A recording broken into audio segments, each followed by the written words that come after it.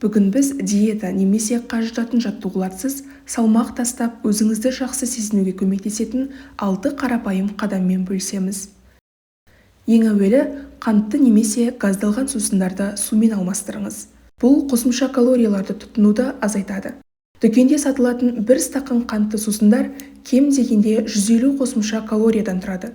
Егер сіз ішетін тәтті сусынның орнына қарапайым суды ішсеңіз, жылына шамамен 7 килограммға дейін салмақ тастай аласыз. Инфаркт қаупі де азаяды. Ал бонус ретінде ағзаңыз сізге үлкен рахметін айтады. Екінші, жемістерден шырын жасап ішуді азайтыңыз. Жеміс шырындары дүкендегі сусындарға қарағанда пайдалы болғанымен, құрамында фруктоза сияқты қанттың түрі бар. Сондықтан жемістен сусын жасап ішкенде, ол ағзаға тез сіңіп, қандағы глюкозаның күрт өсуіне әкеледі. Бұл уақыт өте келе инсулинге төзімділік пен салмақ қосудың себебіне айналады. Жеміс шырындарының орнына тұтастай, мәселен алманы асықпай шайнап жеңіз. Шайнап жеу ұзақ уақыт тойымдылық береді, әрі бір жемісте болатын қант мөлшері де бір стақан жеміс шырынан әлде қайда аз. Еш гаджетсіз тамақтаныңыз.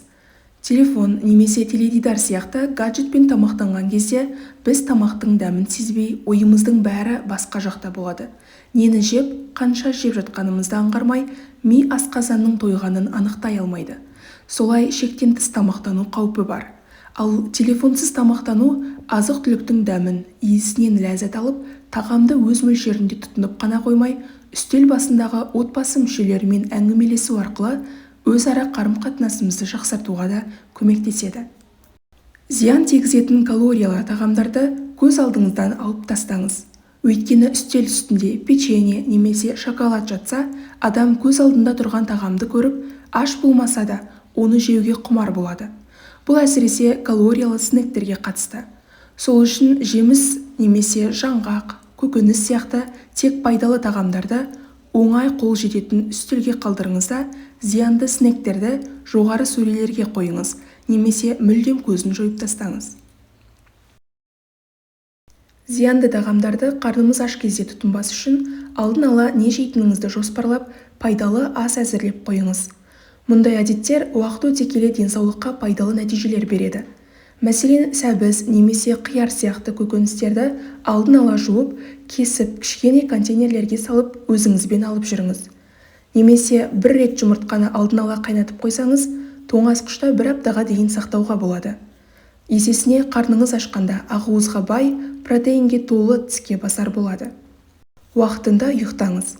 Бұл дұрыс тамақтану мен жалпы денсаулық үшін маңызды әдет. Көп адам ұйқы мен тағам арасындағы байланысқа мән бере бермейді. Бірақ жеткіліксіз ұйқы шынымен де тәтті, майлы тағамдарға құмарлықты арттырады. Бұл зиянды әдеттер артық салмаққа әкеледі.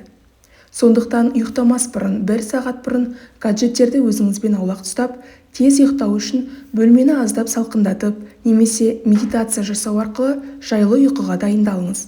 Ертесінде энергияға толы болып оянып, өзімізді басқарып, зиянды әдеттерден тыюды оңайға соғады. Осы аптада жоғарыда айтылған әдеттердің кем дегенде біреуін қолданып көріңіз де, пікірге алған әсеріңізбен бөлісе кетіңіз. Салауатты әдеттерді бірге қалыптастырайық.